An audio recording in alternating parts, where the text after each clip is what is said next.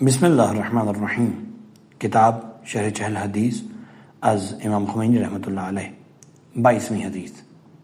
ترجمہ۔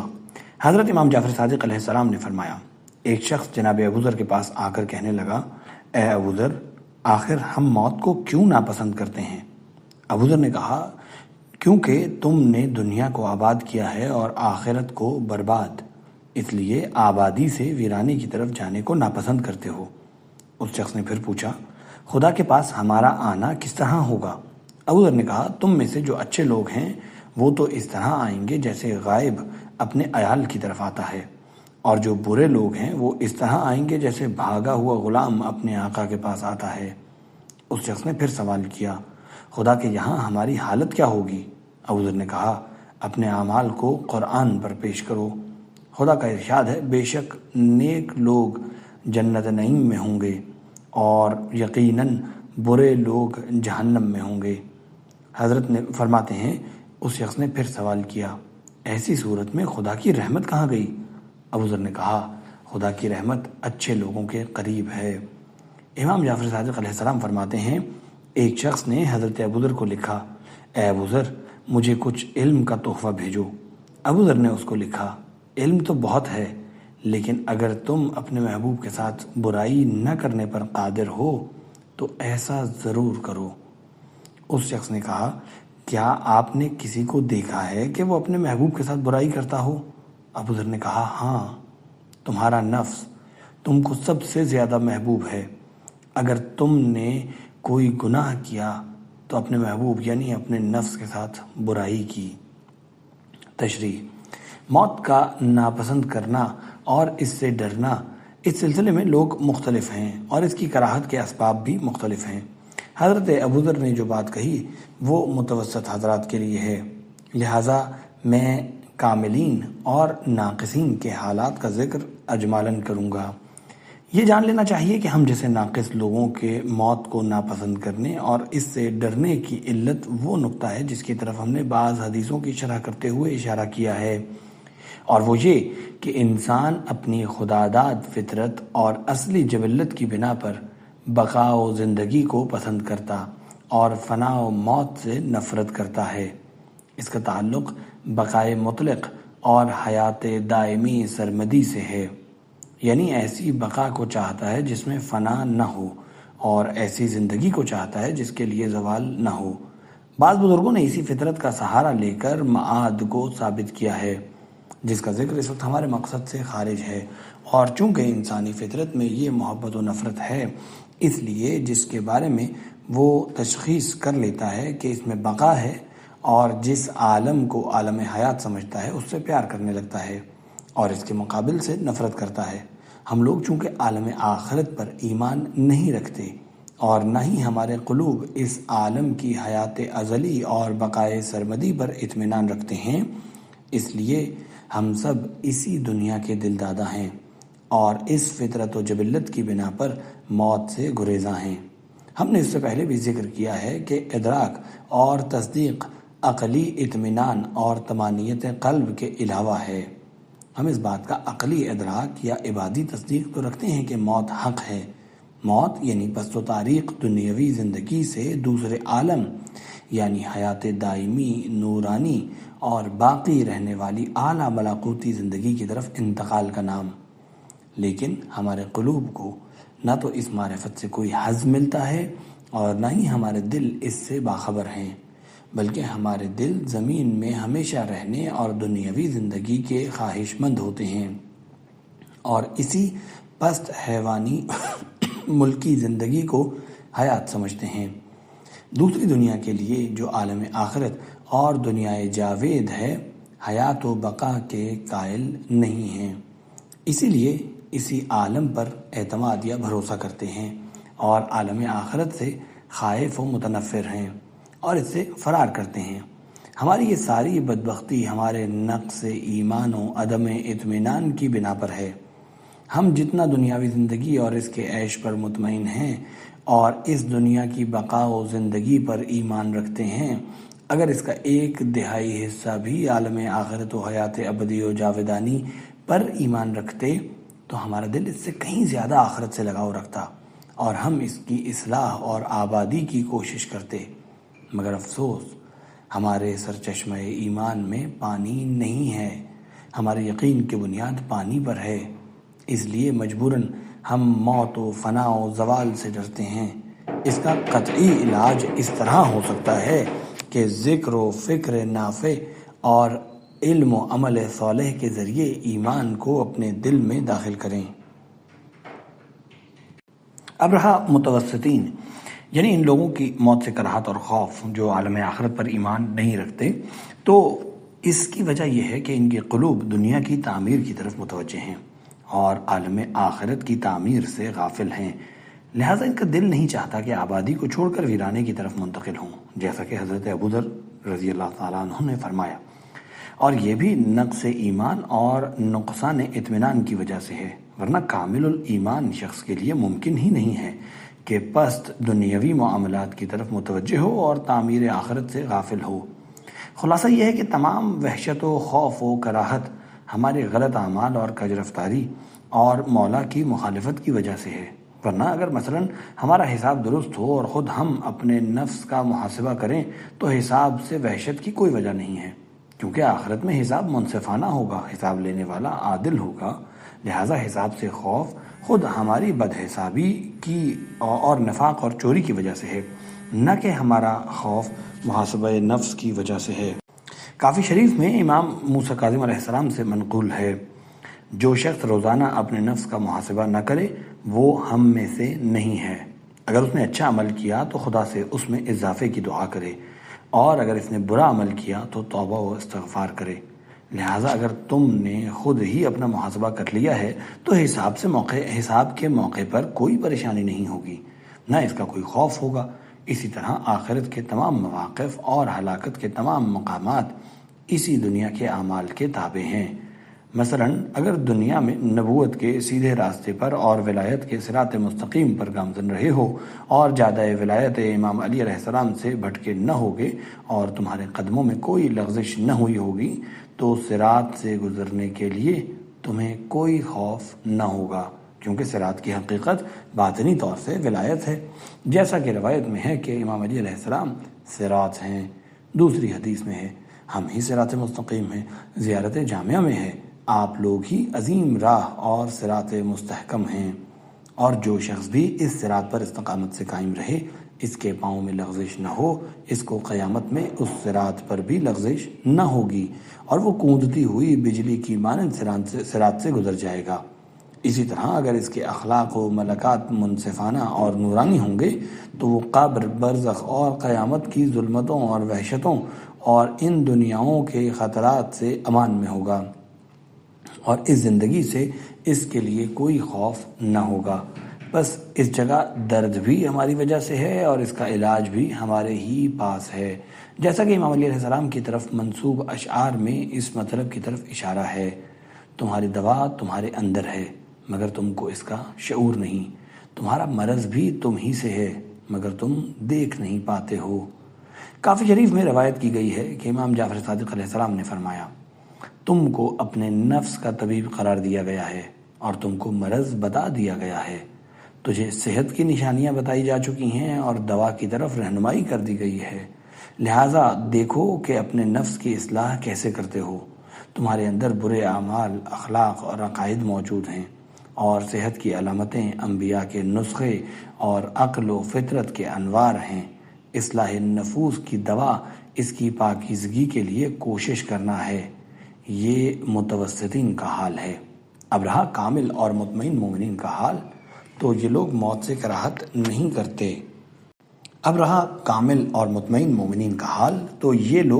کراہت نہیں کرتے۔ اگرچہ خوف و وحشت رکھتے ہیں، اس لیے کہ ان کا خوف خداوند عالم کی عظمت و جلالت سے ہے، چنانچہ رسول خدا صلی اللہ علیہ وآلہ وسلم کا ارشاد ہے، فَأَيْنَ حَوْلُ الْمُطَّلَعِ، روز حساب کس قدر وحشت ہوگی۔ 19ویں رمضان کی رات کو امام علی علیہ السلام پر عظیم دہشت و وحشت طاری تھی، حالانکہ حضرت فرمایا کرتے تھے، خدا کی قسم ابو طالب کا بیٹا اس سے زیادہ موت سے مانوس ہے جتنا کوئی بچہ پستان مادر سے انس رکھتا ہے۔ خلاصہ یہ کہ ان حضرات کا خوف دوسرے امور کی وجہ سے ہے، ان حضرات کا خوف ہم جیسے آرزوؤں اور امیدوں کے گرفتار اور دنیائے فانی کے دلدادہ لوگوں جیسا نہیں ہے۔ اسی طرح قلوب اولیاء میں بھی بہت اختلاف ہے جو شمار میں نہیں آ سکتا اور نہ ہی رشتہ تحریر میں آ سکتا ہے۔ ہم ان میں سے بعض کی طرف اجمالی اشارہ کرتے ہیں۔ بس عرض ہے کہ اولیاء کے قلوب تجلیات اسماء کے قبول کرنے میں مختلف ہیں۔ بعض قلوب عشق و ولولے سے لبریز ہیں، ان میں خدا اپنے اسماء جمالی کے ساتھ تجلی کرتا ہے، اور وہ تجلی ہیبت و شوق سے ملی جلی ہوتی ہے، اور ہیبت یا خوف عظمت کی تجلی اور اس کے ادراک سے ہوتی ہے۔ جس طرح ملاقات کے وقت عاشق کا دل دھڑکتا ہے اور وحشت زدہ خوف زدہ رہتا ہے، لیکن یہ خوف و وحشت عام خوف سے الگ ہے، اور بعض دل خوف و ہراس اور حزن و ملال سے پر ہیں۔ ان میں خدا اپنے اسماء جلال و عظمت کے ساتھ تجلی کرتا ہے، اور وہ تجلی ایسی ہیبت پیدا کر دیتی ہے کہ جس میں خوف بھی ملا ہوتا ہے، ایسی حیرت پیدا کرتی ہے جس میں حزن بھی مخلوط ہوتا ہے۔ حدیث میں ہے کہ حضرت یحییٰ نے جناب عیسیٰ علیہ السلام کو ہنستے ہوئے دیکھ کر عتاب آمیز لہجے میں فرمایا، معلوم ہوتا ہے آپ خدا کے بارے میں فکر اور اس کے عذاب سے امان پا چکے ہیں۔ عیسیٰ علیہ السلام نے جواب دیا، معلوم ہوتا ہے آپ خدا کے فضل و رحمت سے مایوس ہو چکے ہیں۔ اس پر خدا نے ان دونوں پر وحی فرمائی، تم میں سے جس کسی کا حسن ظن میرے بارے میں زیادہ ہے وہ میرے نزدیک زیادہ محبوب ہے۔ چونکہ حضرت یحییٰ کے دل میں خدا نے اسماء جلال کے ساتھ تجلی کی تھی، لہٰذا وہ ہمیشہ خائف رہا کرتے تھے، اس لیے آپ نے حضرت عیسیٰ علیہ السلام سے اس طرح خطاب فرمایا۔ حضرت عیسیٰ علیہ السلام نے بمقتضائے تجلیات رحمت ان کو جواب دیا۔ پہلی فصل، یہ سمجھ لو کہ اس حدیث کے ظاہر سے، یعنی امرتم الدنیا و آخرتم آخرہ، تم نے دنیا کو آباد کیا ہے اور آخرت کو برباد کیا، ایسا لگتا ہے کہ دار آخرت و بہشت معمور و آباد ہے، مگر ہمارے اعمال سے خراب ہو جاتا ہے۔ لیکن معلوم ہے اس کا مقصد تعبیر میں مشابہت ہے، چونکہ دنیا کے لیے فقط آباد استعمال کیا ہے، اس کی مناسبت سے آخرت کے لیے لفظ برباد استعمال کیا ہے۔ عالم جنت و دوزخ اگرچہ مخلوق ہیں، لیکن جنت و دوزخ اپنے مواد کی تعمیر یا تخریب کے لحاظ سے اعمال کے تابع ہیں۔ روایت میں ہے کہ بہشت کی زمین بالکل سادہ ہے اور اس کی تعمیر کرنے والی چیزیں بنی نوع انسان کے اعمال ہیں، اور یہ بات اہل کشف و مکاشفہ کے برہان کے مطابق بھی ہے۔ چنانچہ بعض عرفاء محققین فرماتے ہیں، خدا ہمیں اور تمہیں اس سے محفوظ رکھے، دوزخ مخلوقات میں سب سے اعظم ہے، آخرت میں یہی خداوند عالم کا قید خانہ ہے۔ اس کی گہرائی کے زیادہ ہونے کی وجہ سے اس کو جہنم کہا جاتا ہے، جیسے اس کنویں کو جس کی گہرائی زیادہ ہو بئر جہنم کہا جاتا ہے۔ جہنم میں گرمی اور سردی دونوں ہیں، سردی ہے تو آخری ڈگری تک اور گرمی ہے تو آخری درجے تک۔ اس کی بلندی اور گہرائی کے درمیان 750 سال کی راہ ہے۔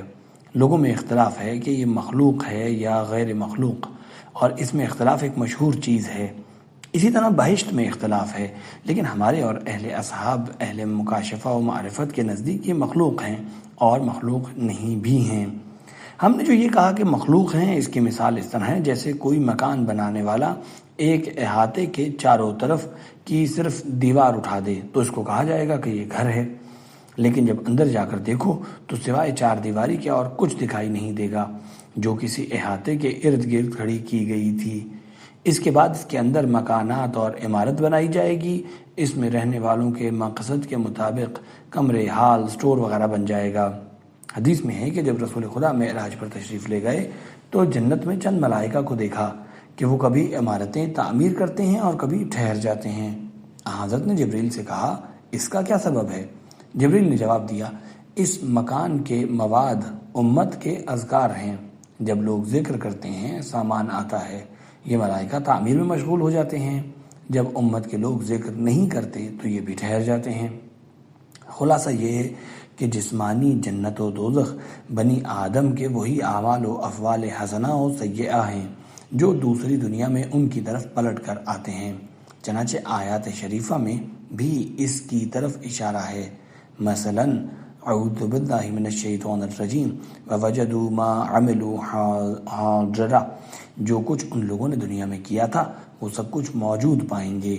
اور اسی طرح قول معصوم ہے، انما ہی اعمالکم ترد الیکم، یہ تو تمہارے اعمال ہی ہیں جو تم کو واپس کیے جا رہے ہیں۔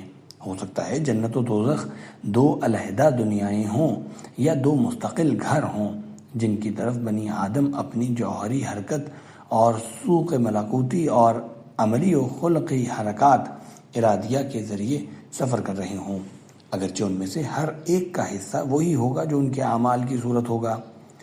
مختصر یہ کہ عالم ملکوت اعلیٰ جنت ہے جو خود ایک مستقل دنیا ہے، نفوس سعیدہ کو اس کی طرف بھیجا جاتا ہے، اور عالم ملکوت سفلا جہنم ہے جس کی طرف بدبخت و شقی نفوس کو بھیجا جاتا ہے۔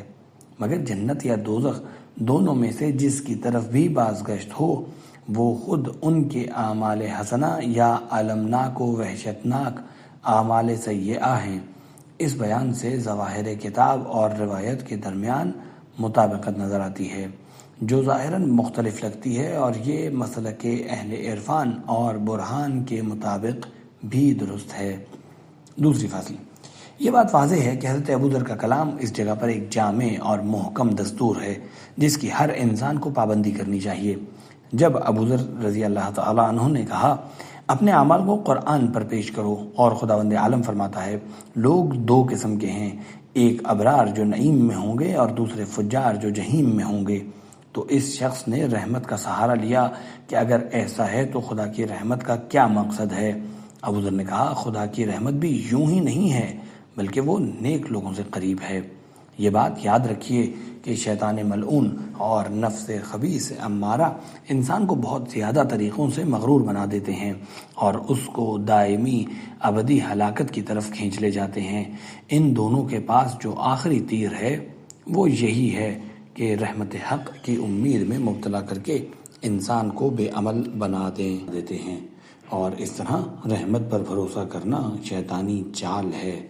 اور اس کا شاہد اور دلیل یہ ہے کہ امور دنیا میں ہم کسی طرح رحمت حق پر بھروسہ نہیں کرتے، طبعی اور ظاہری اسباب کو بالکلیہ مستقل اور کارگر سمجھتے ہیں، وہ بھی اس طرح کہ دنیا میں گویا اسباب ظاہری کے علاوہ کوئی مؤثر ہی نہیں ہے، اور امور آخرت میں بخیال خود رحمت حق پر بھروسہ کرتے اور خدا اور رسول کے احکام سے غفلت برتتے ہیں، جیسے کہ خدا نے ہم کو نہ عمل کی طاقت دی ہے اور نہ صحیح و غلط راستہ بتایا ہے۔